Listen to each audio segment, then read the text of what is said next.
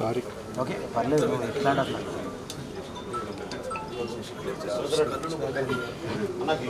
అరగంట తీసుకోండి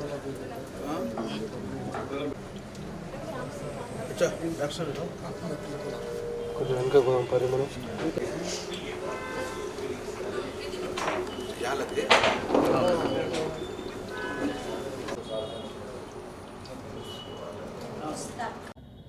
పేరు పేరున నా నమస్కారాలు తెలియజేస్తా ఉన్నాను. ఇవాళ కరీంనగర్లో అయిన ఇన్సిడెంటు చాలా చాలా బాధాకరం.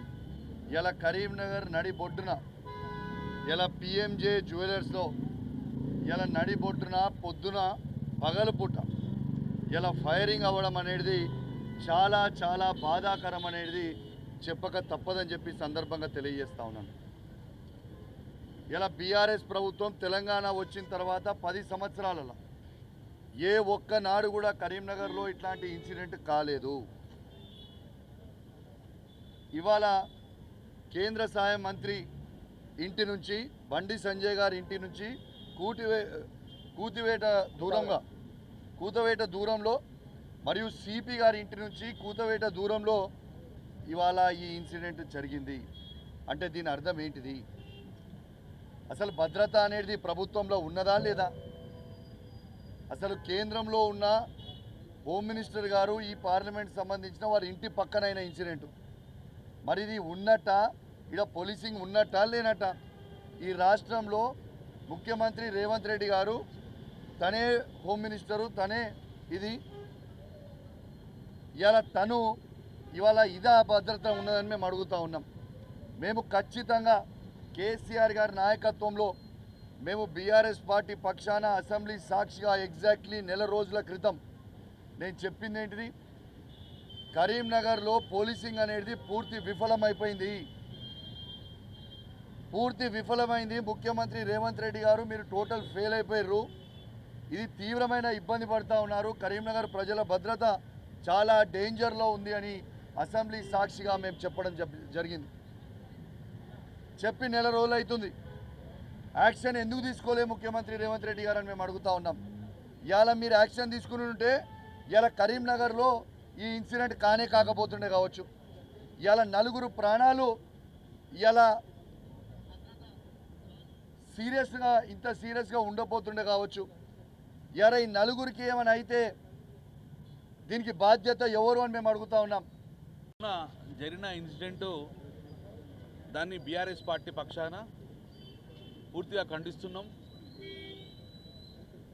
బాధితులు ఎవరైతే ఉన్నారో 4 ముస్తాక్ కానీ, మహేందర్ కానీ, రాజేష్ కానీ, ఇంకోతను కూడా ఈ 4 ఆరోగ్యంగా ఉండాలని చెప్పి మేము కోరుకుంటున్నాం.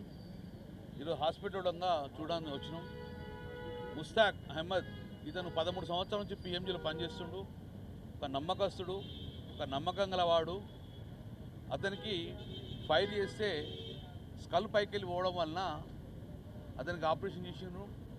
అతను దేవుని సేఫ్గా ఉండాలని కోరుకుంటూ సేఫ్గా ఉంటారు కూడా.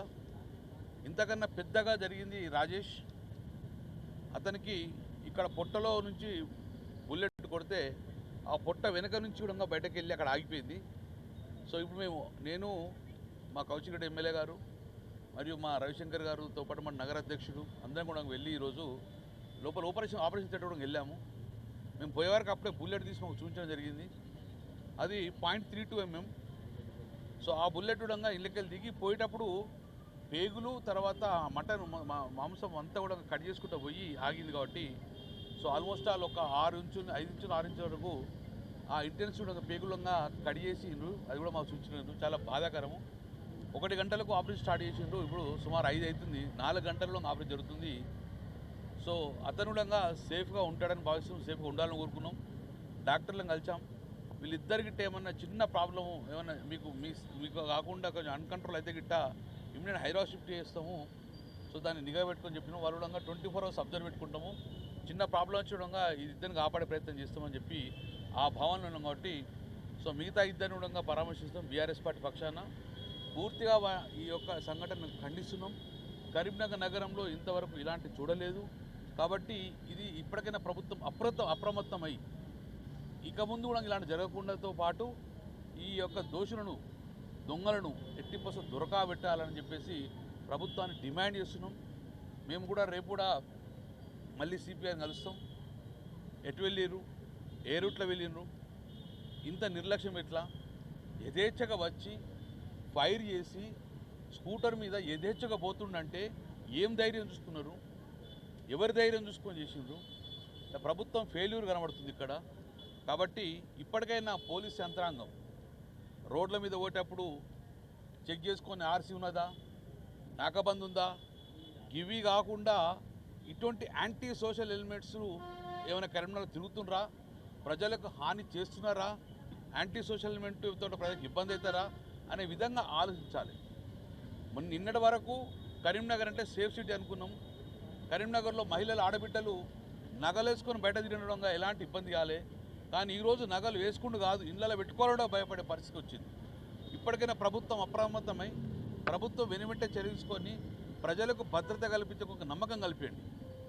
ఇలాంటి సంఘటనలు పునరావృతం కావు అని చెప్పేసి నమ్మకం కలిగే విధంగా మీరు ప్రభుత్వం చర్యలు తీసుకోవాలి, పోలీస్ యంత్రాంగం కూడా చర్యలు తీసుకోవాలి. ఇక ముందు మేము బయటకు వెళ్ళాలంటే భయపడే స్థితికి రావద్దు. కాబట్టి భయపడే స్థితికి రాకుండా ఎట్టి పరిస్థితుల్లో ప్రజలకు నమ్మకం కలిగే విధంగా పోలీస్ చర్య ఉండాలని చెప్పడంగా బీఆర్ఎస్ పార్టీ పక్షాన డిమాండ్ చేస్తున్నాం. రాత్రి 12 గంటల వరకు కూడా నాకాబంద్ ఏర్పాటు చేశారు. నాకాబంద్ అయిపోయిన తర్వాత గంటల వ్యవధిలో ఇలాంటి ఇన్సిడెంట్ జరిగింది. కారణం ఏంటంటే నేను అదే అంటాను కదా, నాకాబందీ మీద ఉన్న కాన్సన్ట్రేషన్, నాకాబందీ జరిగి 12 గంటల లోపల పోలీసుకు సవాలు వేసిందంటే ఎవరి ఫెయిల్యూరు అంటుండే. ప్రభుత్వం దేని మీద కాన్సన్ట్రేట్ చేస్తుంది? ప్రజల భద్రత మీద కాదా? ప్రజల భద్రత మీద కాన్సన్ట్రేట్ చేయండి. పొద్దున్న లేతే నీ ఆర్సీ ఉన్నదా, లేకుంటే నీ మీద పెనాల్టీలు ఉన్నాయా, చెట్టలకెళ్ళి వచ్చి కొట్టుడు ఇది కాదు. చెట్టలకెళ్ళి బయటకు వచ్చి ఏ యాంటీ సోషల్ ఎలిమెంట్ కరీంనగర్లో వచ్చిందనే విధంగా లా అండ్ ఆర్డర్ మెయింటైన్ చేసే విధంగా పనిచేయండి మీరు. మేము మళ్ళీ కూడా చెప్తున్నాం, మళ్ళీ పొద్దున చెప్పినాం, మళ్ళీ చెప్తున్నాం, ఇలాంటి సంఘటనలు జరుగుతాయి కావచ్చు అనే స్మార్ట్ సిటీలో ప్రథమంగా మేము పెట్టింది 760 కెమెరాలు పెట్టుకొని దాంతోపాటు ఇవన్నిటి కూడా అనుసంధానం చేసినాం, కమాండ్ కంట్రోల్కి అనుసంధానం చేసినాం. నేను పోలీసు డిమాండ్ చేస్తున్నా, ఈ కెమెరాలన్నీ కూడా మనం గమనిస్తే ఏ రూట్లో వచ్చిండ్రు, ఏ రూట్లో వేయండ్రు, ఏ బండి మీద వచ్చిండ్రు, అవన్నీ కూడా కమాండ్ కంట్రోల్. అసలు కమాండ్ కంట్రోల్ పనిచేస్తుందా లేదా కూడా చూడండి.